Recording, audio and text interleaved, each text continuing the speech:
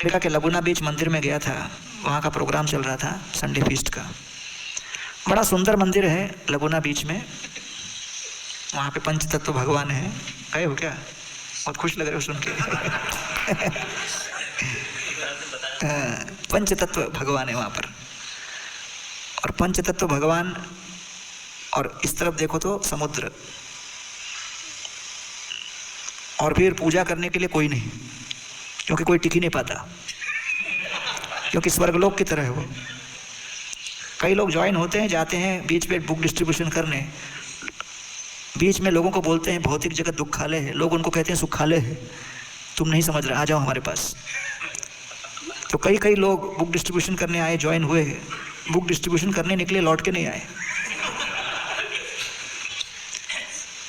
तो वहाँ पर संडे के प्रोग्राम में बहुत सारे कांग्रेगेशन के लोग थे, तो उसमें मैं अचानक देखा कि एक पहचाना हुआ चेहरा लग रहा था। वो मुझे देख के बोलता है कि पहचाना कि मैं तुम्हारा आईआईटी का क्लासमेट हूँ।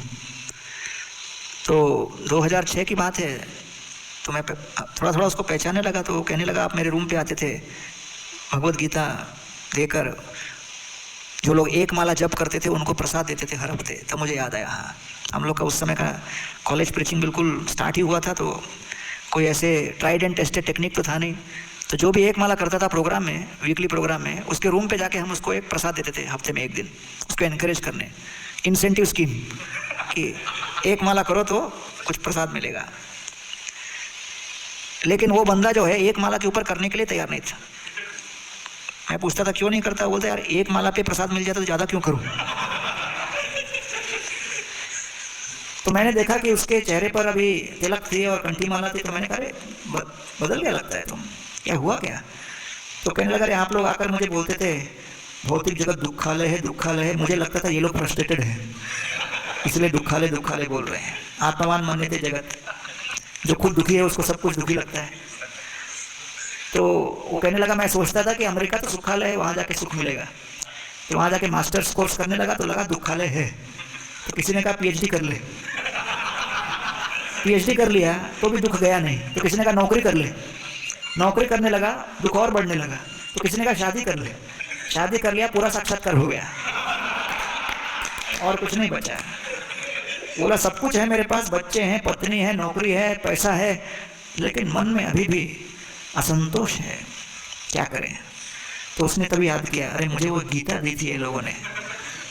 जाके गीता खोली, फिर पढ़ने लगा वो। अभी समझ में आया, हाँ दुखालय शाश्वतम है। तो फिर वो मंदिर ढूंढते हुए गया और वहाँ पर मंदिर में जाकर जप वप करने लगा और फिर लोकनाथ महाराज जी से दीक्षा ले ली थी।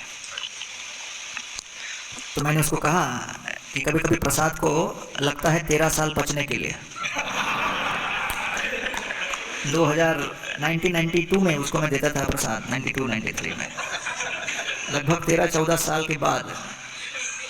तो इसलिए कभी भी आप प्रचार करोगे तो कभी ये मत सोचना कि क्षण भर में आदमी बदल जाएगा। कभी कभी समय लगता है, कभी कभी बहुत समय लगता है। तो इसलिए यहाँ